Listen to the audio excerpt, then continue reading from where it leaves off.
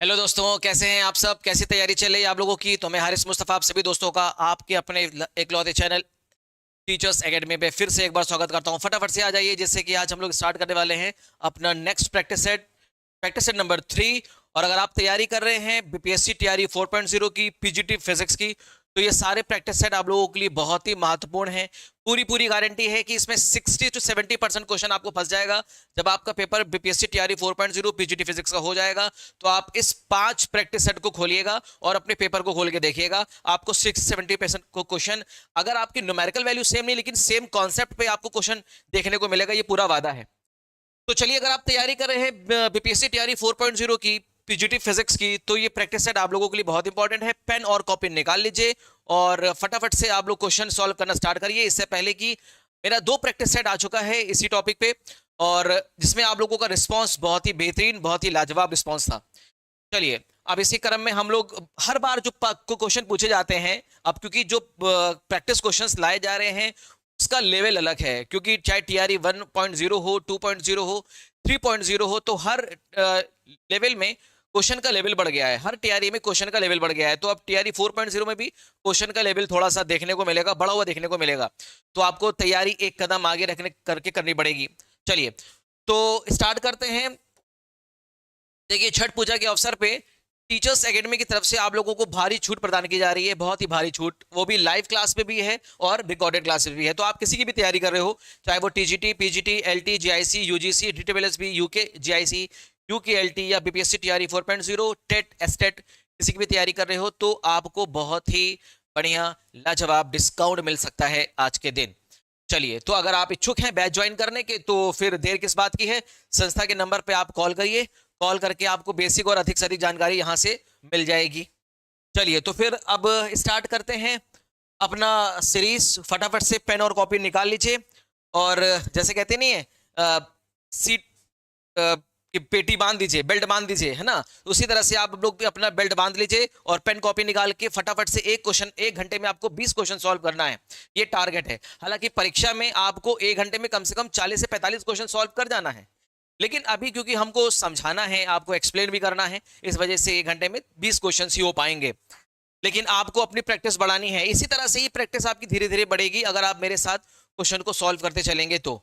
चलिए, इसी क्रम में तो पहला क्वेश्चन आपके सामने है। इससे पहले कि देखिए, हमारा लक्ष्य फाउंडेशन बैच 2025 स्टार्ट हो गया है। ये ग्रेजुएशन के बाद की जितने भी आपकी कोर्सेज होते हैं, तैयारी होती है, चाहे वो एसटेट की हो, NVS, KVS, GIC, assistant professor, TGT, PGT, LT, MRS, UKLT, DTLSB, BPSC TET, UKLT, MPTET, हर किसी की भी तैयारी आपकी बहुत ही लाजवाब तरीके से सिर्फ और सिर्फ टीचर्स एकेडमी प्रयागराज में ही होगी।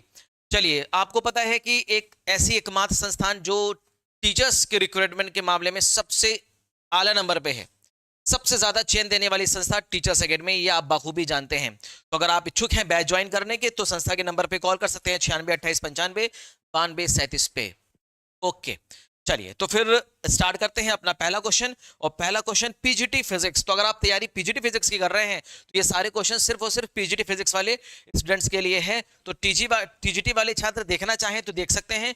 अगर क्वेश्चन सॉल्व कर पा रहे हैं तो बहुत ही अच्छी बात है, अन्यथा ये पीजीटी वालों के लिए सारे क्वेश्चन होंगे। तो पहला क्वेश्चन इसी क्रम में आपके सामने ये है स्क्रीन पे। Michelson interferometer is based on the principle of. जो माइकलसन इंटरफेरोमीटर आपका एक डिवाइस होता है, is use to observe the interference pattern. Michelson interferometer को यूज क्यों करते हैं? It is use to observe the interference pattern, याद रखिएगा। अरे बाप रे,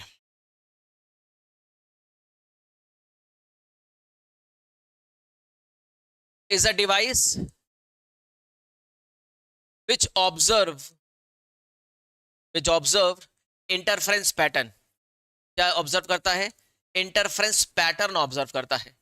बहुत ही बढ़िया। और ये किस प्रिंसिपल पे बेस्ड होता है, फटाफट से बताइए। देखिए, नफीस अहमद जी का आंसर आ गया है। फर्स्ट का A, division of amplitude, division of wavefront, addition of amplitude, none of these. तो इसी क्रम में नफीस अहमद जी का पहला आंसर आया है option number 1, division of amplitude. Absolutely correct, बहुत ही बढ़िया, लाजवाब। चलिए, तो बहुत ही बेहतर आंसर दिया है नफीस अहमद जी ने। Option 1 is absolutely correct. It is based on the principle of division of amplitude. अब बताइए, इस माइकलसन इंटरफेरोमीटर का यूज क्या है? इसको हम कहां कहां यूज करते हैं? इसको यूज करते हैं to with and find the structure of spectrum, है ना, फाइन स्ट्रक्चर, किसी भी स्पेक्ट्रम की फाइन स्ट्रक्चर को ऑब्जर्व करने के लिए और इसकी विद को फाइंड आउट करने के लिए हम इंटरफेरोमीटर का भी यूज करते हैं। तो आप लिखना चाहें लिख लीजिए, इंपॉर्टेंट बहुत है। यूज इन, या ऐसे लिखिए, use for measurement of, use for measurement of width and fine structure, fine structure of spectrum, line spectrum, structure of line spectrum. Okay जी, और बताइए इसका यूज और कहां करते हैं, और कोई बता सकता है? पहला तो यूज आपको समझ में आ गया, इसका दूसरा यूज क्या है बताइए? लाइक शेयर करना मत भूला करिए भाई आप लोग, बताइए।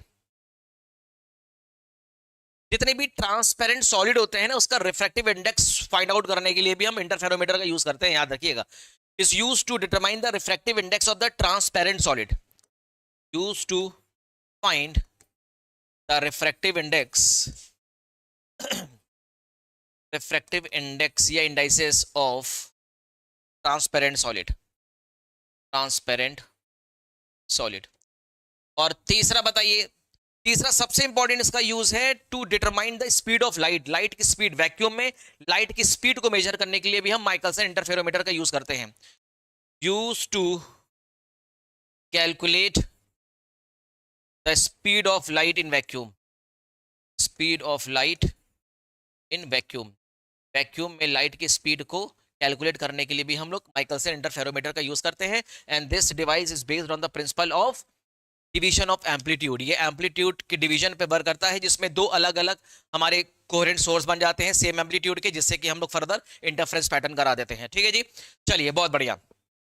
इसी तरह से न्यूटन्स रिंग भी यूज करते हैं, ठीक है ना, डिवीजन ऑफ एम्पलीट्यूड, एम्पलीट्यूड को डिवाइड करके दो अलग अलग कोहेरेंट सोर्स बना के इंटरफेरेंस पैटर्न वहां से भी ऑब्जर्व किया जाता है। चलिए, तो आपका पहला आंसर क्या निकल गया? Is answer option 1 is absolutely correct. सिर्फ और सिर्फ नफीस अहमद जी ने आंसर दिया है, तो मेरी रिक्वेस्ट है आप लोगों से, जितने भी व्यूअर्स देख रहे हैं वो सब आंसर करें। इधर आप गलत कर रहे हैं, सही कर रहे हैं, कोई बात नहीं, कोई बात नहीं, कोई बात नहीं, कोई बात नहीं, आपकी तैयारी पता चलेगी ना, आपकी तैयारी कितनी चल रही है। अगर आप जवाब ही नहीं दे रहे हैं, आंसर ही नहीं कर रहे हैं, रिप्लाई नहीं कर रहे हैं, तो कैसे पता चलेगा कि आपकी तैयारी कहां तक चल रही है?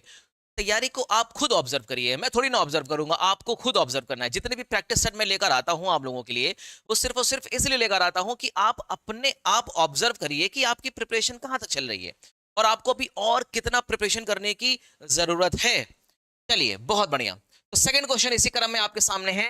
Oil floating on water looks coloured, oil floating on water, water पे जब ऑयल फ्लोट करता है looks coloured because of the interference of light, light के इंटरफेरेंस की वजह से होता है, याद रखिएगा। So oil floating on water looks coloured due to the interference of light, the approximate thickness of oil for such effect to be visible should be. What a brilliant question, बहुत ही बेहतर question और बहुत ही लाजवाब question है। क्या thickness होनी चाहिए? What will be the approximate thickness of oil for such effect to be visible should be? 100 angstrom, 10,000 angstrom, 1 millimetre, 1 centimetre, बताइए। अमर सिंह मौर्य जी का आंसर है ऑप्शन ए। ओके, चलिए ठीक है, देखते हैं। नफीस अहमद जी का आंसर है ऑप्शन बी। चलिए बहुत ही बढ़िया। देखिए, इसी तरह से आप लोग रिस्पॉन्स करिए भाई, आप लोग रिस्पॉन्स करेंगे तभी मजा आएगा ना, सब रिस्पॉन्स करेंगे तभी मजा आएगा। गलत अपने घर की बात है, आप लोग कहीं बाहर थोड़ी ना कर रहे हैं, आप लोग घर में ही तो है ना, रिप्लाई करिए, कोई दिक्कत नहीं है। चलिए मुझे ये बताइए कि जब कोई ऑयल ड्रॉप वाटर में फ्लोट करता है तो इंटरफेरेंस पैटर्न नजर आता है, तो what will be the condition of constructive interference in film? जो फिल्म बनती है तो what will be the condition of constructive interference? Constructive interference की कंडीशन क्या होती है, कौन बताएगा मुझे? What will be the condition of constructive interference in film, बताइए। Condition of constructive interference in film.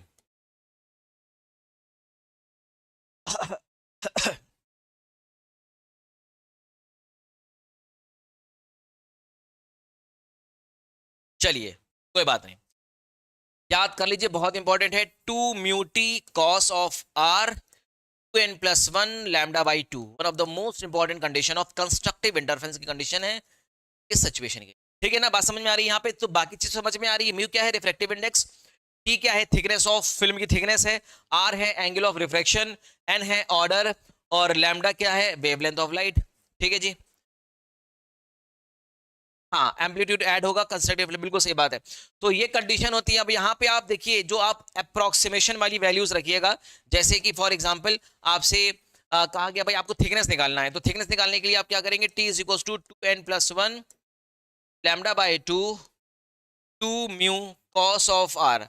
अब आप यहाँ पे अप्रोक्सीमेट वैल्यू रखिए, एन की वैल्यू 1 रख दीजिए, लैम्डा की वैल्यू आप रख दीजिए 5400 एंगस्ट्रॉम रख दीजिए, म्यू की वैल्यू रख दीजिए 1.4 और आर नॉर्मल इंसिडेंट करेंगे तो रिफ्रैक्शन कितना हो जाएगा? 0। तो आप ये सारी वैल्यूज अप्रोक्सीमेट करके देखिएगा, या आप एक काम करिए एन की वैल्यू ना भी रखिए, आप ये सारी वैल्यूज रख के देखिए, आप ये सारी वैल्यूज रख के देखिए।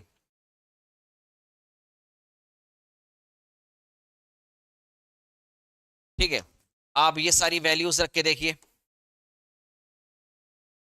अप्रोक्सीमेट 500 एंगस्ट्रॉम मान लेते हैं, 5 एंगस्ट्रॉम।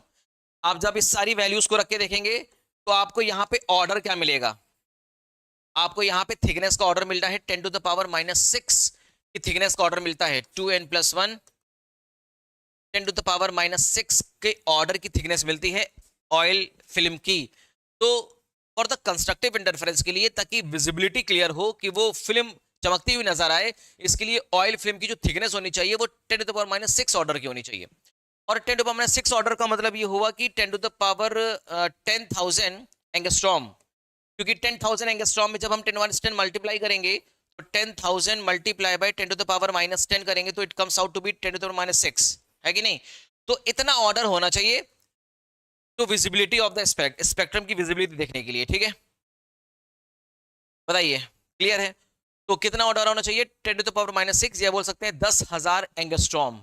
तो अगर आपका ऑप्शन बी है, और जिसने भी ऑप्शन बी दिया है उसका ऑप्शन एब्सोल्युटली करेक्ट है, 10,000 एंगस्ट्रॉम। तो ये अप्रोक्सीमेट वैल्यू रख के देख लीजिएगा। रिफ्रैक्टिव इंडेक्स 1.4 रख के देख लीजिएगा, नॉर्मल इंसिडेंस कराइएगा, आर बराबर रिफ्रैक्शन 0 कर दीजिएगा, और लैम्डा आप 500 एंगस्ट्रॉम अप्रोक्सीमेट लेके चलिएगा, तो आपको ये सारी मिल जाएगी। एन बराबर 1 रख दीजिएगा, एन बराबर 2 रखिए, 3 रखिए, कोई फर्क पड़ने वाला नहीं है। एन बराबर आप चाहे 1 रखिए, 2 रखिए, 3 रखिए, कोई फर्क पड़ने वाला नहीं है। ठीक है ना? तो थिकनेस कितनी मिल जाएगी? 10,000 एंगस्ट्रॉम की थिकनेस मिल जाएगी। So option B is absolutely correct. चलिए, सिर्फ और सिर्फ नफीस अहमद जी का आंसर एकदम परफेक्ट है, option B is absolutely correct. चलिए नेक्स्ट क्वेश्चन देखिए। The amount of light entering the eye is controlled by, the amount of light entering the eye is controlled by pupil, iris, cornea, eye lens. बताइए।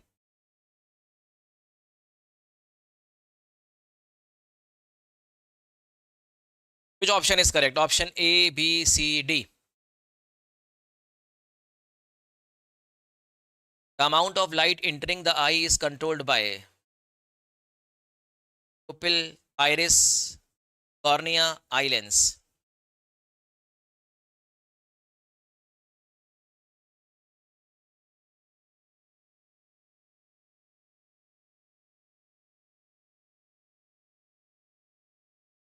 Three का नफीस जी का answer है, 3 का B, iris. Amar Singh Maurya ji का answer है B, iris.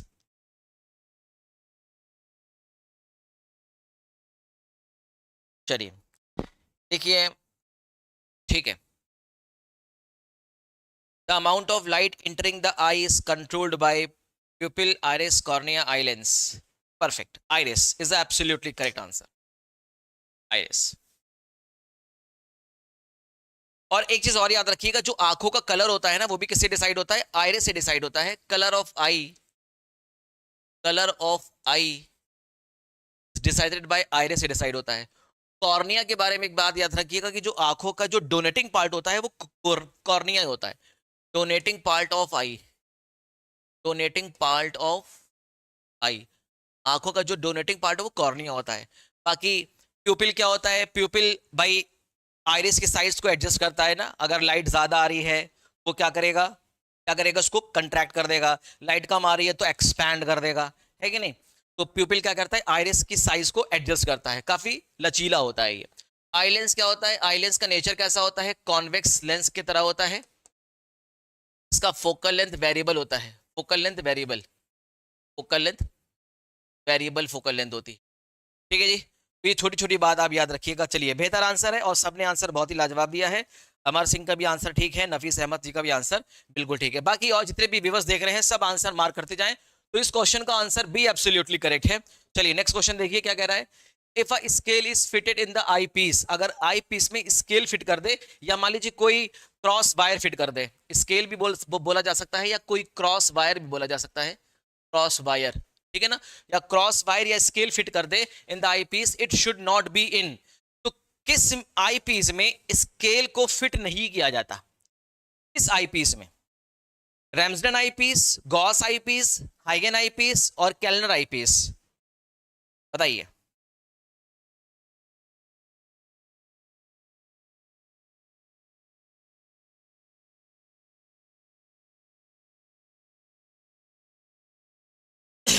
फटाफट से बताइए, किस आई पीस में हम क्रॉस वायर या इस स्केल को फिट नहीं करते।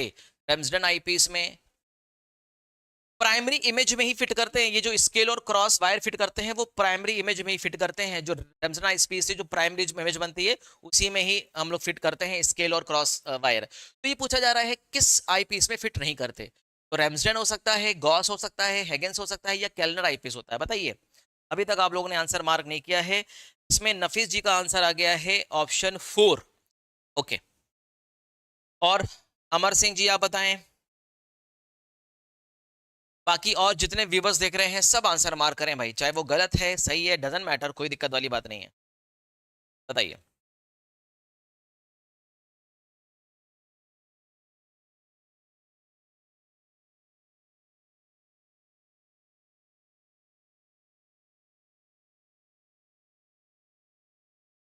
चलिए याद रखिएगा, हैगेंस आई पीस में हम स्केल और क्रॉस वायर को फिट नहीं करते, इस बात का ध्यान रखिएगा, बहुत इंपॉर्टेंट क्वेश्चन है।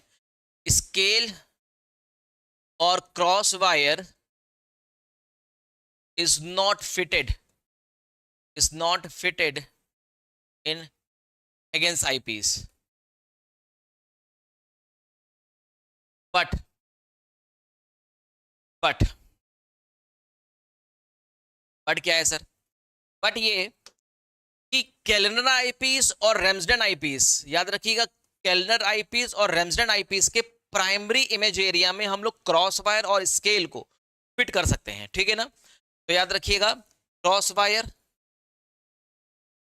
वायर या scale is fitted in primary image area, primary image area.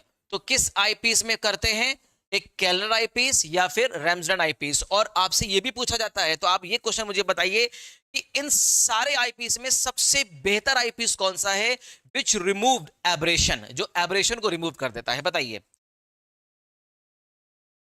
देखिए, अमर सिंह जी का आंसर बहुत ही लाजवाब आया है, ऑप्शन सी परफेक्ट आंसर दिया है अमर सिंह मौर्य जी ने।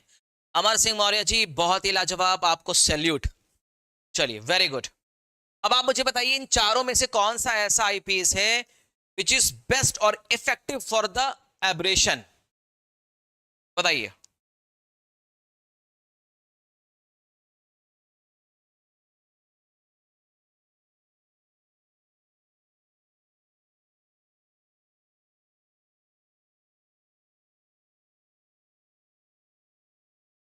अभी तक आंसर नहीं आया है, बहुत इंपॉर्टेंट है, मैं पूछ रहा हूं आपसे कौन सा ऐसा आईपीएस है which is best effective for the aberration के लिए, बेस्ट इफेक्टिव है।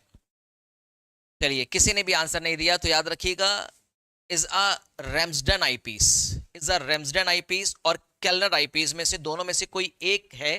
रैम्सडन, हाँ देखिए बहुत ही लाजवाब आंसर आ गया अमर सिंह मौर्य जी का, बहुत ही शानदार, very good, perfect, absolutely correct.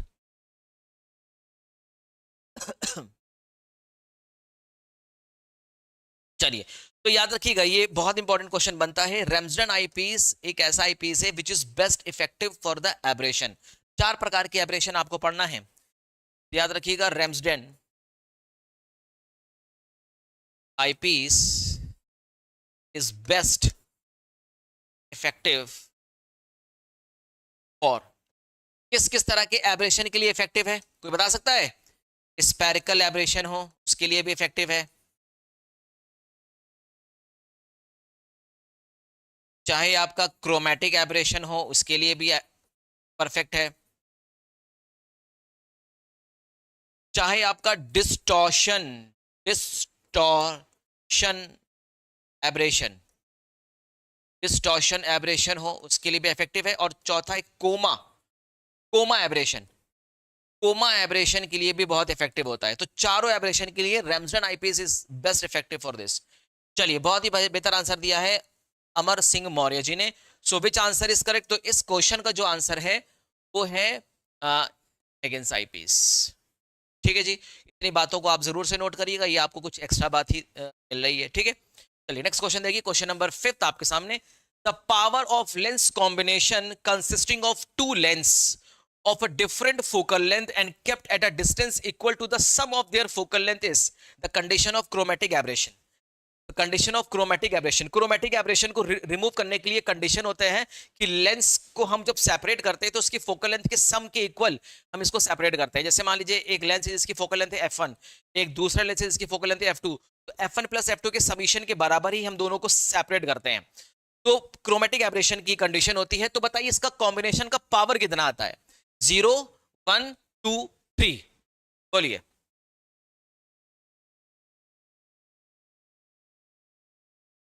The power of a lens combination consisting of a two lens of the different focal length and kept at a distance equal to the sum of their focal length is 0, 1, 2, 3. Which option is correct? बताएं।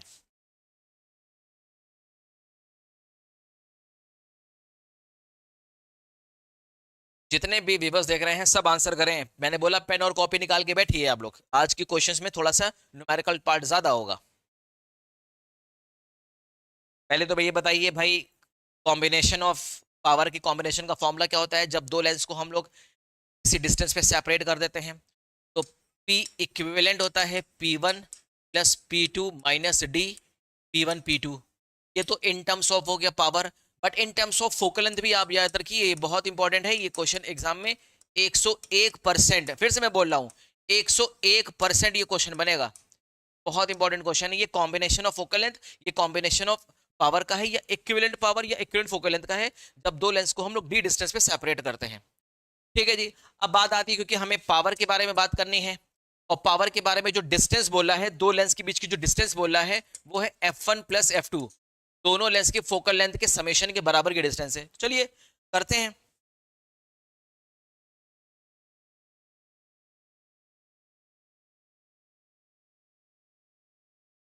चलिए करते हैं। देखिए, P equivalent is equal to P1 plus P2 minus D P1 P2, ये तो है, कोई दिक्कत वाली बात नहीं है। चलिए बहुत बढ़िया।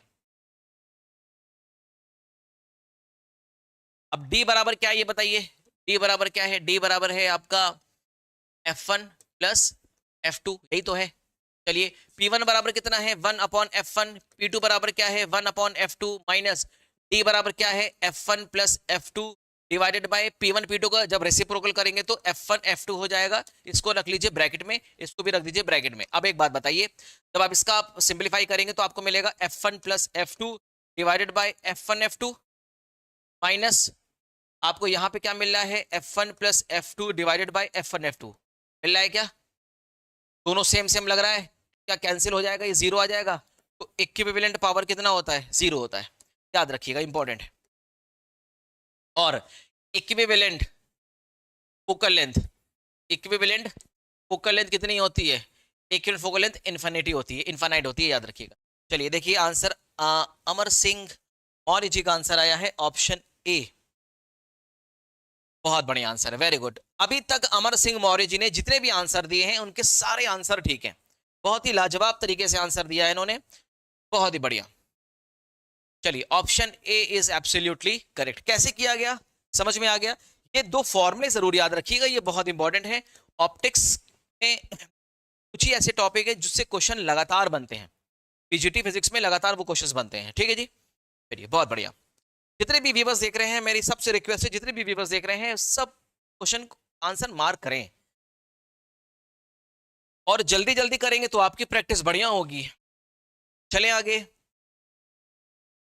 कोई दिक्कत तो नहीं है यहाँ पे, समझ में आ रहा है?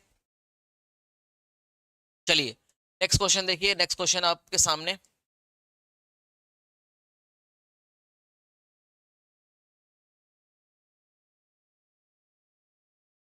चलिए नेक्स्ट क्वेश्चन देखिए, बहुत बढ़िया। देखिए अमर सिंह मौर्य जी ने, ठीक है बिल्कुल ठीक है। नेक्स्ट क्वेश्चन क्या है? N astronomical telescope of 10-fold angular magnification. 10-fold angular magnification मतलब एंगुलर मैग्निफिकेशन दे रहा है 10, दे दिया गया, जो दिया गया वो लिख दो। Has a length of 44 centimetre. Astronomical telescope of 10-fold angular magnification has a length of 44 centimetre, मतलब टेलीस्कोप की लेंथ दे रहा है 44 सेंटीमीटर है। तो लेंथ ऑफ टेलीस्कोप कितना है? 44 सेंटीमीटर। और आप जानते हैं लेंथ ऑफ टेलीस्कोप बराबर होता है FO प्लस FE, मतलब objective focal length plus eyepiece focal length, दोनों का समेशन क्या होता है? लेंथ ऑफ टेलीस्कोप होता है, ये जानते हैं आप। चलिए बहुत ही बढ़िया, बहुत ही लाजवाब, बहुत ही बढ़िया, मजा आ गया। अब मैग्निफिकेशन बताइए, what will be the magnification of telescope? आपसे पूछा गया है focal length of the objective lens. Objective lens का फोकल लेंथ आपसे पूछा जा रहा है गुरुजी, मतलब आपको FO की वैल्यू पूछी जा रही है। कैसे करेंगे? पेन कॉपी निकालिए, पहले को आप खुद सॉल्व करिए, आपको मैं सिर्फ 1 मिनट का समय दे रहा हूं, क्वेश्चन को सॉल्व करिए और बताइए कैसे करेंगे।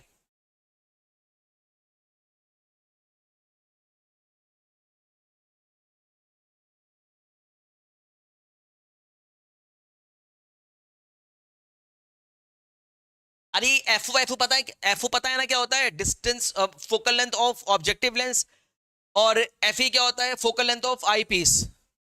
सब तो पता ही होगा ना आप लोगों को। मैग्निफिकेशन का फॉर्मूला अगर टेलीस्कोप का नहीं पता है तो ये बहुत ही गड़बड़ वाली बात है, ये बहुत इंपॉर्टेंट है। Magnification of telescope is FO upon FE, focal length of objective lens divided by focal length of I piece.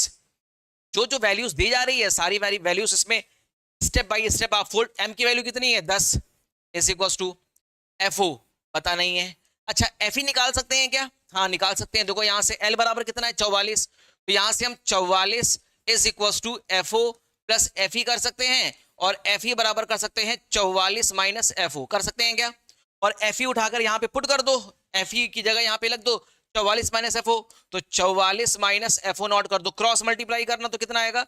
440 minus 10 FO is equal to हो जाएगा FO।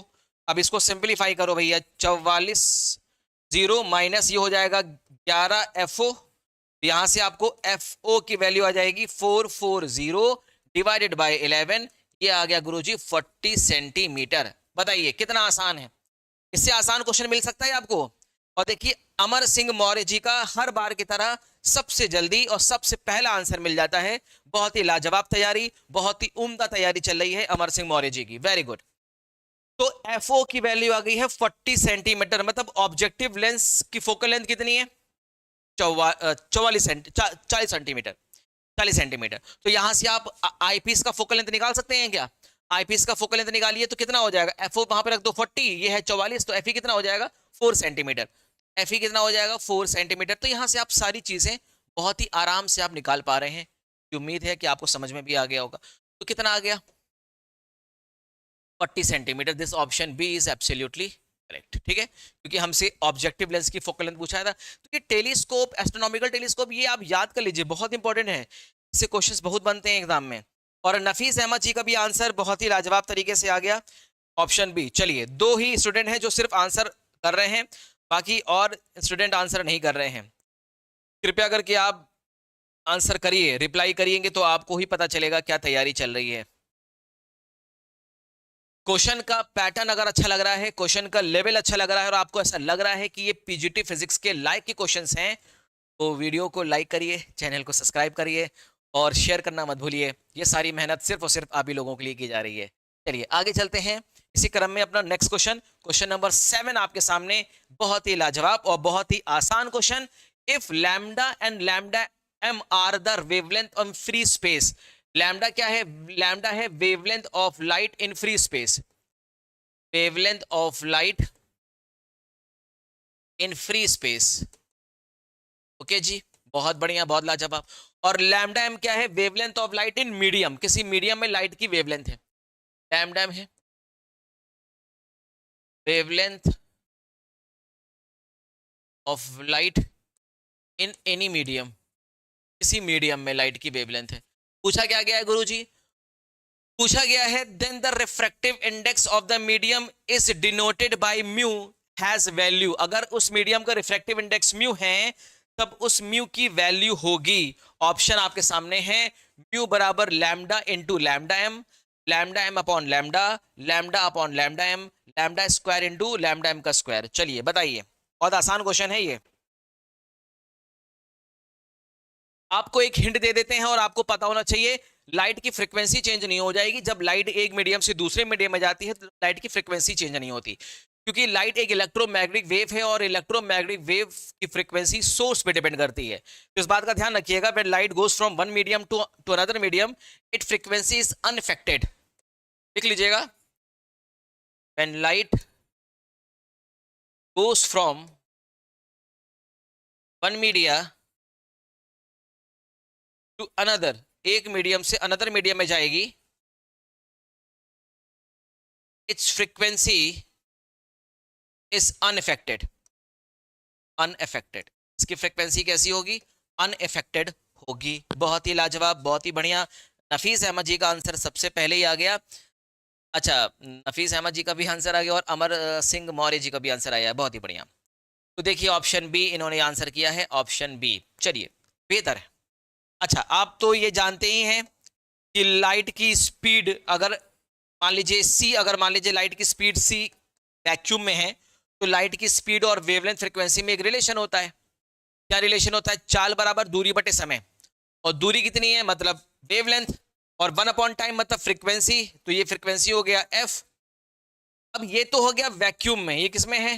वैक्यूम में। और किसी मीडियम में अगर माने तो किसी मीडियम मान लेते हैं, स्पीड कितनी है वी, और वेवलेंथ कितना है लैम्डा एम, फ्रीक्वेंसी तो वही रहेगी, फ्रीक्वेंसी तो चेंज होने वाली नहीं है। बहुत आसान है। अगर हम दोनों को डिवाइड कर दें तो हमें क्या मिलेगा? बहुत ध्यान से देखिएगा। अगर हम दोनों को डिवाइड कर दें, इफ वी डिवाइड दिस, तो हमें ये मिलने वाला है C upon V is equal to F से एफ कैंसिल हो गया, लैम्डा अपॉन लैम्डा एम मिलेगा। आसान है, बहुत ईजी है, इजी है। चलिए, आपको पता है C अपॉन वी क्या है? Ratio of velocities in two media is defined as the refractive index of that medium. तो किसी मीडियम का रिफ्रैक्टिव इंडेक्स कैसे डिफाइंड होता है? किसी मीडियम का रिफ्रैक्टिव इंडेक्स डिफाइंड होता है, the refractive index of any medium is equal to the speed of light in air, जहां से वो आती है उसकी speed, divided by speed of medium, किसी मीडियम में लाइट की स्पीड जहां वो जाती है। तो जहां से लाइट एक रेस आ रही है वहां की स्पीड, और जिस मीडियम में लाइट जा रही है उस मीडियम में लाइट की स्पीड का रेशियो क्या कहलाता है? Refractive index of that medium. तो उस मीडियम का रिफ्रैक्टिव इंडेक्स कितना होगा? म्यू, ये आप जानते हैं। तो म्यू बराबर क्या हो गया? Lambda upon lambda m. तो लैम्डा अपॉन लैम्डा एम का रिलेशन जहां पे आप देख ले तुरंत से मार कर दे, option C is absolutely correct. इस बार थोड़ा सा गलती हो गई आप लोगों में, नफीस अहमद जी और अमर सिंह मौर्य जी में थोड़ी सी आज इस क्वेश्चन में गलती हो गई। पी कहां से मार कर दिया आप लोगों ने? लैम्डा एम अपॉन लैम्डा कहां से कर दिया बताइए?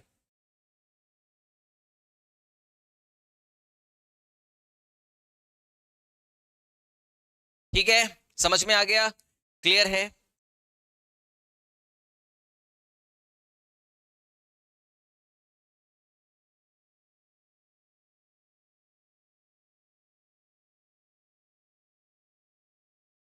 चलें आगे, चलिए चलते हैं भाई आगे। क्वेश्चन नंबर 7 पूरा हो गया। नाउ आगे बढ़ते हैं क्वेश्चन नंबर 8 की तरफ। क्या कह रहा है क्वेश्चन नंबर 8? जरा पढ़िए और पढ़ के बताइए। The relation between critical angle of water air interface and glass air interface. अगर मान लीजिए वाटर एयर इंटरफेस का क्रिटिकल एंगल CW है और ग्लास एयर इंटरफेस का क्रिटिकल एंगल CG है, तो इनमें रिलेशन क्या होगा? CW बराबर CG होगा, CW is greater than CG होगा, CW is less than CG होगा, ये नन ऑफ दिस होगा। बेहतरीन क्वेश्चन, ये भी बहुत लाजवाब क्वेश्चन है। ये जितने भी क्वेश्चन आपको मैं करा रहा हूं वो सारे क्वेश्चन बहुत इंपॉर्टेंट है, कहीं ना कहीं प्रीवियस ईयर में आए हुए क्वेश्चन हैं। ठीक है जी। चलिए, आपको ये पता होना चाहिए, और अगर आपको पता नहीं है तो ये एक समस्या वाली बात है। Sine of critical angle of any media of interface, किसी भी दो मीडिया के इंटरफेस का critical angle is inversely proportional to refractive index. Refractive index of the medium की इनवर्सली प्रोपोर्शनल होता है। जिस मीडियम का रिफ्रैक्टिव इंडेक्स जितना ज्यादा होगा क्रिटिकल एंगल उतना कम होगा। आपको दिखाई दे रहा है भाई, साइन सी कम होगा तो सी भी तो कम होगा ना। आपको पता है साइन की वैल्यू कम होती है जब उसका एंगल कम होता है, पता है कि नहीं, और कॉस की वैल्यू कम होती है जब इसका एंगल ज्यादा होता जाता है। तो अगर किसी भी इंटरफेस का एंगल अगर ज्यादा होगा तो साइन की वैल्यू बढ़ेगी और कॉस की वैल्यू डिक्रीज करती है। इसका मतलब यह है कि अगर रिफ्रैक्टिव इंडेक्स किसी मीडियम का ज्यादा होगा तो उस मीडियम में जो इंटरफेस का जो क्रिटिकल एंगल होगा वो कम होगा। तो बताइए ग्लास और वाटर में किसका रिफ्रैक्टिव इंडेक्स ज्यादा होता है? ग्लास का रिफ्रैक्टिव इंडेक्स ज्यादा होता है।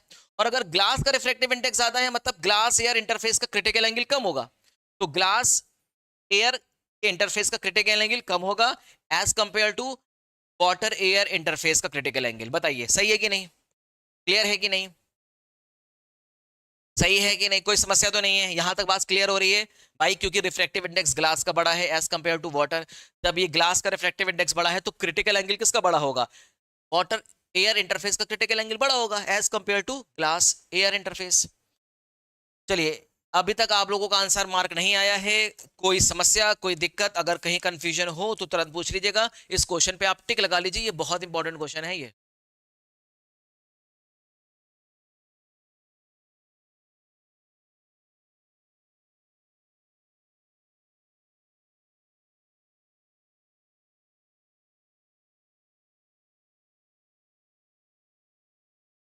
और मुझे इतना ध्यान है कि ग्लास का शायद ग्लास एयर इंटरफेस का क्रिटिकल एंगल 42 डिग्री होता है और वाटर एंड एयर के इंटरफेस का क्रिटिकल एंगल 49.2 डिग्री होता है। मुझे शायद इतना ध्यान है, आप थोड़ा सा चेक कर लीजिएगा कि ग्लास एयर इंटरफेस का क्रिटिकल एंगल 42 डिग्री होता है, अप्रोक्सीमेट वैल्यू होती है, और वाटर एयर इंटरफेस का क्रिटिकल एंगल 49.2 डिग्री होता है। चलिए देखिए, अमर सिंह मौर्य जी का आंसर है ऑप्शन बी। ठीक है, option B is absolutely correct, option B is absolutely correct. Clear है, क्लियर है, बात समझ में आ गया? आसान है क्वेश्चन, जितने भी मैं करा रहा हूँ सब बहुत आसान है, बहुत इजी क्वेश्चन है सारे। बस तैयारी अच्छी होनी चाहिए, तैयारी अच्छी है तो क्वेश्चन आसान है, और तैयारी अच्छी अच्छी नहीं है तो भाई क्वेश्चन तो खराब हो जाएगा, गड़बड़ हो जाएगा। ये क्वेश्चन एक और आपके सामने, ये क्वेश्चन अगर आपको बहुत ध्यान हो तो ये ईएमआरएस में आया हुआ था, मुझे ध्यान है, ये ईएमआरएस का क्वेश्चन है। मॉडल रेसिडेंशियल स्कूल में अभी जो पेपर हुआ था ना ईएमआरएस का, उसमें ये क्वेश्चन पूछा गया था। A short linear object of length L is lying along the axis of the spherical mirror of focal length F at a distance U from the mirror. The axial length of the image will be. Image की axial length क्या होगी? मतलब एक object है जो किसके सामने पड़ा हुआ है? स्फेरिकल मिरर के सामने पड़ा हुआ है, ऐसे लीनियरली पड़ा हुआ है।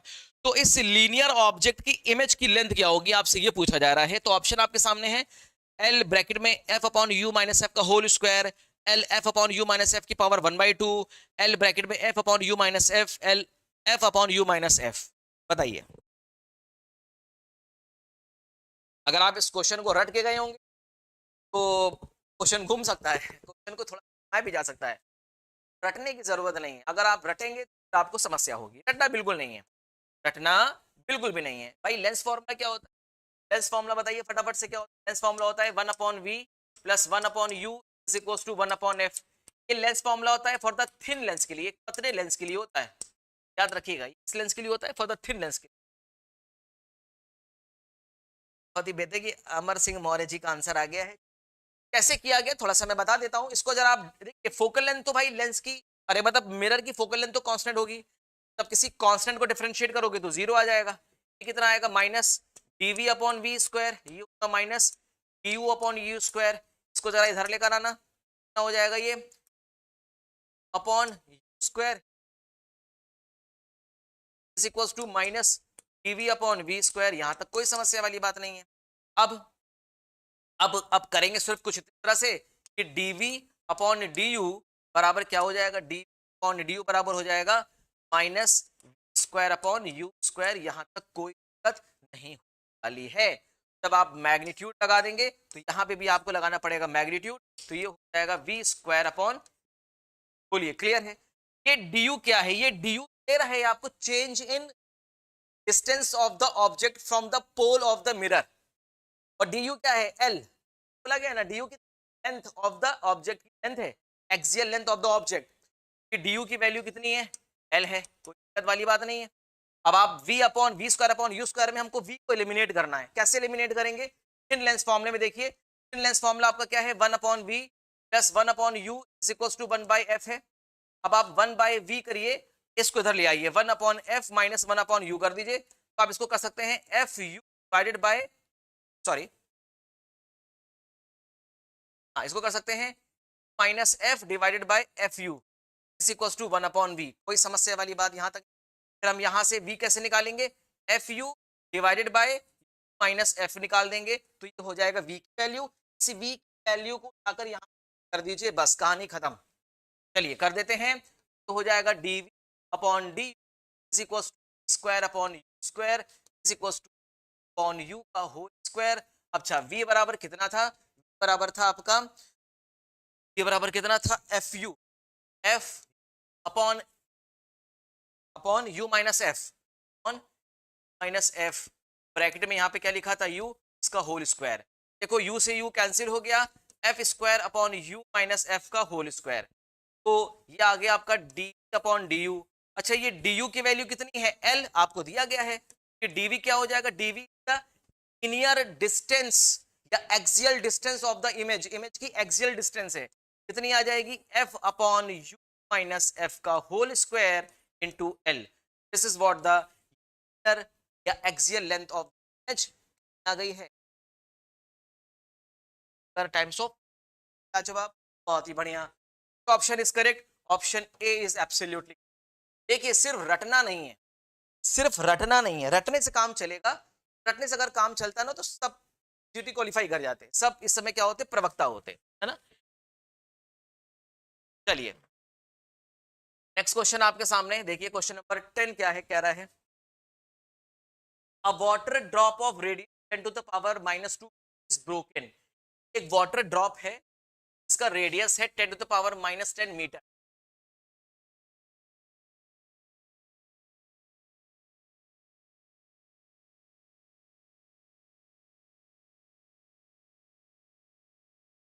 A water drop of is broken into 1000 droplets. If the surface tension of water, अगर water का surface tension है, then the gain in surface energy will be, surface energy में कितना gain होगा ये आपसे पूछा जा रहा है।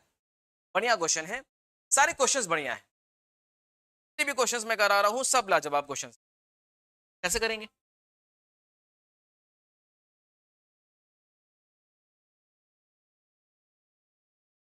बताइए।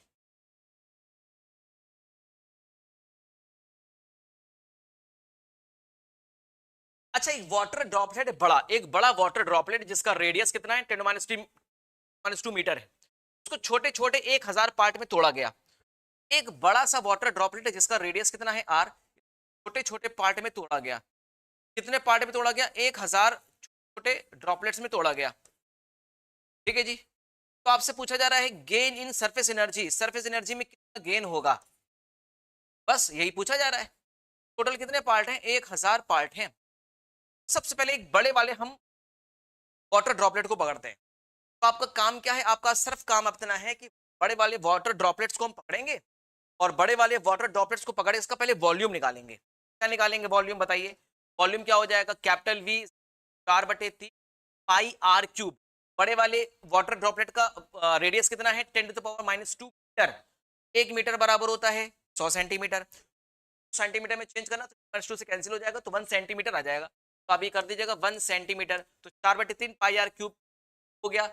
कितना हो जाएगा बच्चे, 4/3 पाई, बस खत्म, 4/3 पाई, इससे ज्यादा कुछ नहीं हो।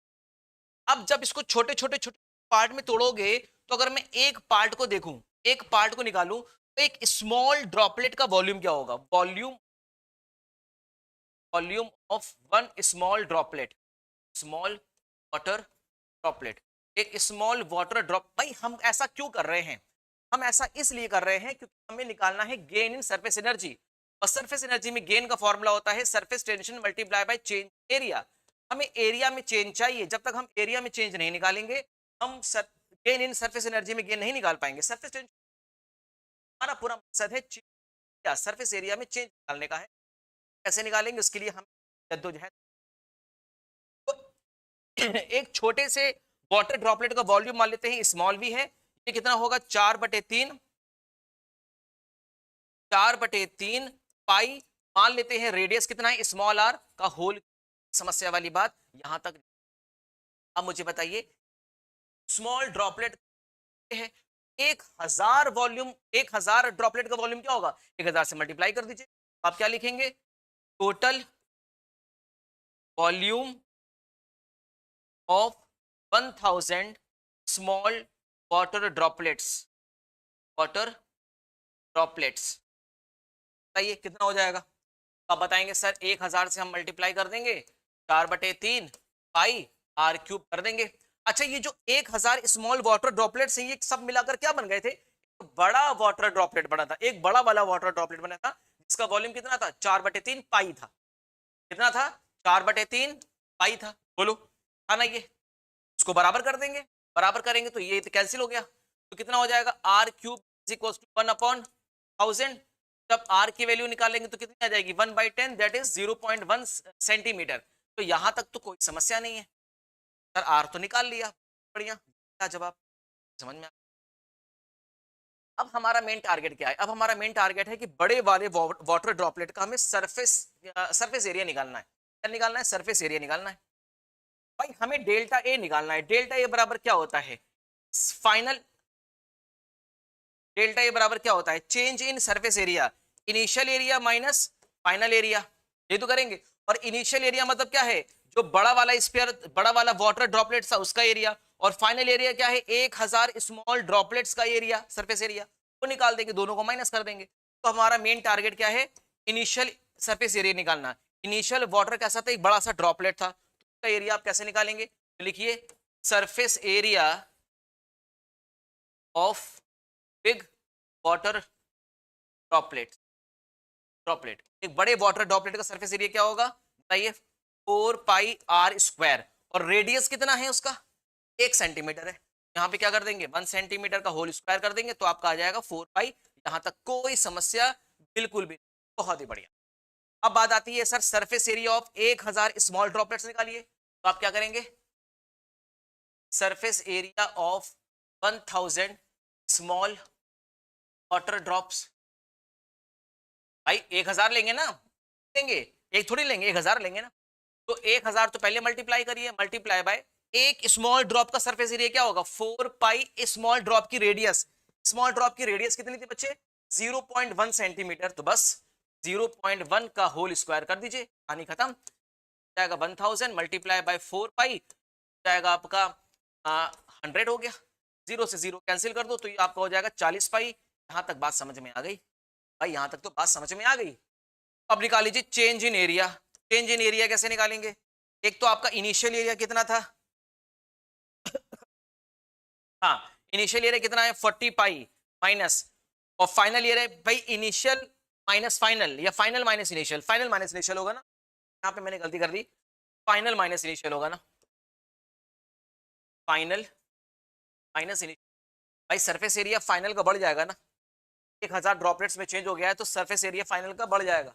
चलिए कैसे करेंगे, बस उठा के सारी वैल्यूज पुट करनी और करना क्या है, यहाँ पे कर दीजिए 4π, तो यहाँ पे कितना हो जाएगा 40π में से पाई माइनस करोगे तो हो जाएगा 36π।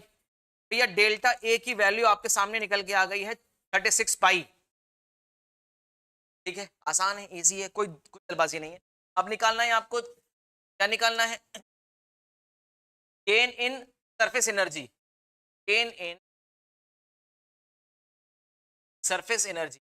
सरफेस एनर्जी में गेन कैसे निकालेंगे, multiply by delta A, delta A. अभी तो ये वाटर ड्रॉपलेट से अगर मान लीजिए सोप बबल होता तो क्या करते हैं 2 से मल्टीप्लाई कर देते, सोप बबल मल्टीप्लाई कर दिया जाता है। ठीक है चलिए, तो डेल्टा एस बराबर सरफेस टेंशन कितना है 0.075 multiply by change in area कितना था 36π। भैया अब यहाँ पे आप वैल्यूज रखिए 0.07 36 मल्टीप्लाई बाय 22/7, यहाँ से आप सारी वैल्यूज वगैरह रखिए, सिंप्लीफाई करिए और बताइए कितना आया। अब कितना आया है देखते हैं, कितना आया है आप लोगों का, कितना आया,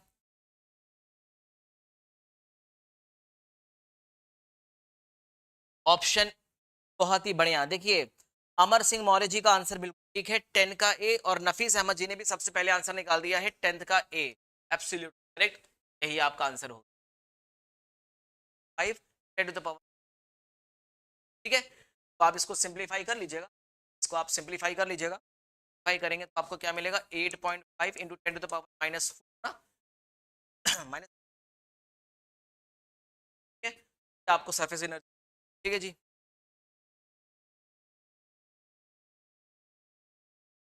क्या मिल गया, चेंज इन,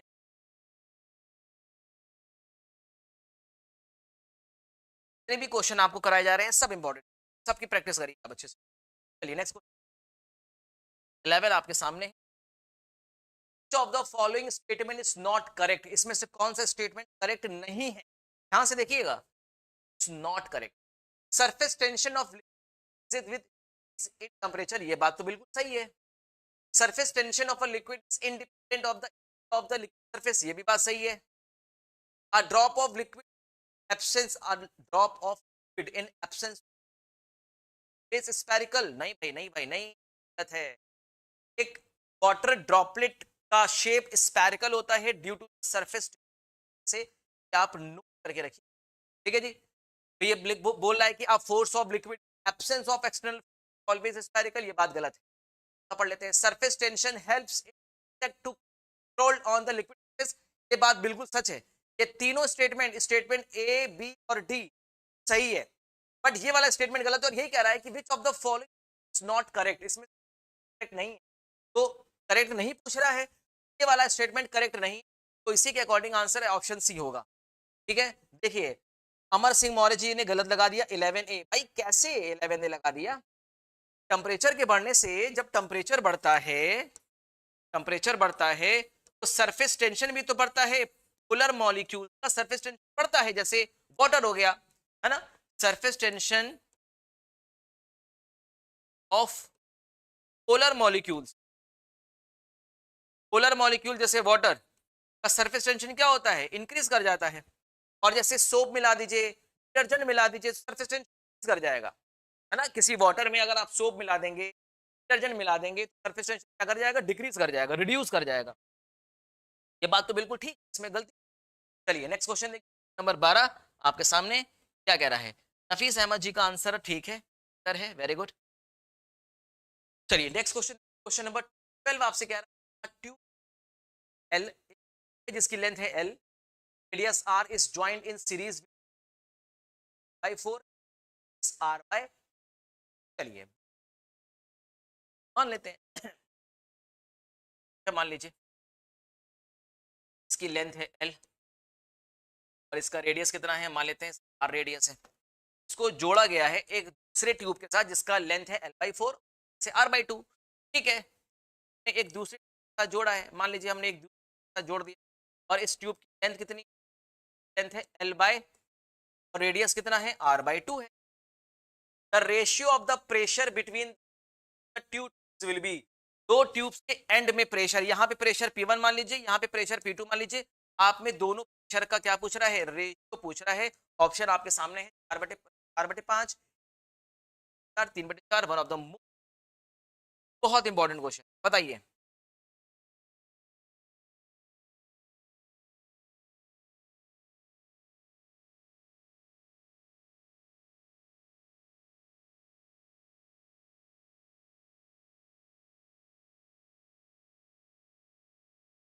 बारह सी, नफीस अहमद जी का आंसर जबरदस्त, जोरदार, लाजवाब, बढ़िया, चलिए बहुत ही बढ़िया answer, option C is absolute. बात आती है कैसे, कैसे आपको पता है वॉल्यूम का लिक्विड पर unit second, two tube are same, दोनों ट्यूब वॉल्यूम ऑफ पर सेकेंड वो सेम होगा, इस ट्यूब से वॉल्यूम और इस ट्यूब से वॉल्यूम दोनों क्या होगा, सेम होगा भाई, V1 बराबर V2, दोनों वॉल्यूम सेम होगा। अब बात आता है वॉल्यूम पर सेकंड होता कितना है, बताइए फटाफट से, वॉल्यूम पर सेकंड होता कितना है, यस चलिए बहुत बढ़िया, पाई P1 R की पावर 4 ऑन 8 ईटा L, बताएगी नहीं, एक आपके पास इसका हो गया, इसका हो गया P2 का, इसको आप मान लीजिए, चलिए P1 P2 कर लीजिए, आपकी मर्जी है, तो आप कर दीजिए P2, आप कर दीजिए से P2, कोई परेशानी तो नहीं, चलिए P2 कर दीजिए, क्या P2 बाई P2 R की पावर, इसका रेडियस है R। अब दूसरा वॉल्यूम R, भाई ये तो वॉल्यूम हो गया, हो रही है बात हो रही है। अब इसका वॉल्यूम देखिए, इसका वॉल्यूम क्या होगा, पाई P1, इसका रेडियस कितना है R बाई 2 का होल पावर 4 अपॉन 8 ईटा, लेंथ कितना है L बाई 2, भाई लेंथ कितना हाफ हो गई है। अब यहाँ से सबको कट्टम कुट कर दीजिए, देखिए पाई से पाई उड़ गया ना, यहाँ से 8 से 8 उड़ जाएगा, ईटा से ईटा उड़ जाएगा, L से L उड़ जाएगा, और यहाँ पे बचेगा क्या, बचेगा R की पावर 4 इज इक्वल टू, बचेगा आपका P1 R की पावर 4, 2 दूना 4, 4 चौक 16 मल्टीप्लाई बाय, बचेगा 1 बाय 2 बचेगा, ठीक है ठीक है, 16 बचेगा, कुछ गलती तो नहीं है, सब सही। अच्छा L बाई 4 हो गया, L बाई 4 बाई 4, यहाँ पे L बाई 4 कर, ठीक है L बाई 4 कर, यहाँ पे आपका क्या हो जाएगा 4, आपका 4, ये 4 से कैंसिल कर दीजिए, 4 हो जाएगा। P1 अपॉन P2 निकाल सकते हैं क्या, P1 अपॉन P2 कितना हो जाएगा, P1 अपॉन P2 जाएगा आपका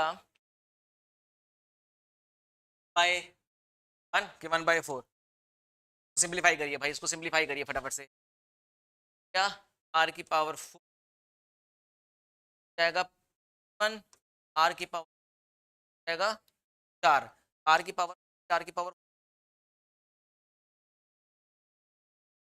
ये आपका हो जाएगा P1 is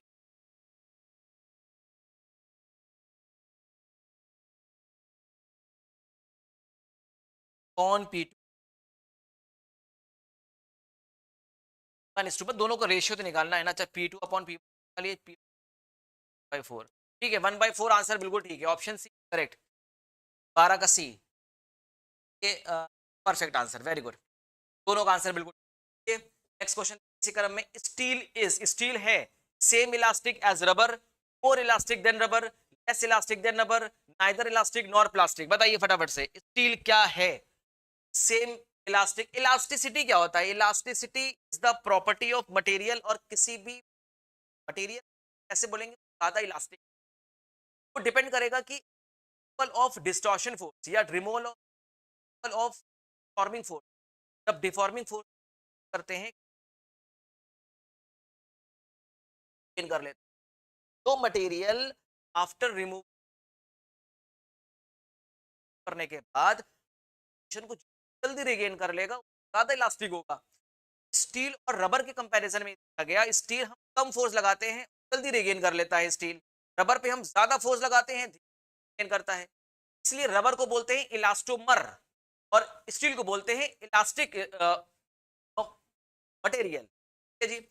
option B more elastic than rubber, option this B is absolutely correct, याद रखिएगा रबर को क्या बोलते हैं, इलास्टोमर बोलते हैं, रबर को बोलते हैं इलास्टोमर, ठीक है। चलिए next question, a solid sphere, hollow sphere, disc, ring of the same, चलिए देखिए बाकी के जो क्वेश्चन नंबर आई थिंक 13, 15, 19, 20, एक टोटल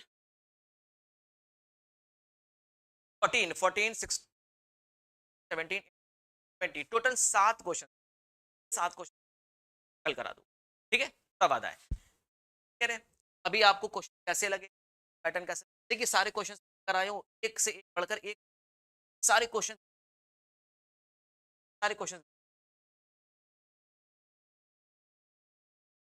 आप लोग लगा के देखिए, अगर तो मैं सारे बढ़िया, अगर आपको ये पैटर्न समझ आ रहा है, कुछ लेवल का है, अगर आपको लगता है आप बैच ज्वाइन कर एकेडमी साथ जुड़ सकते, तैयारी अपनी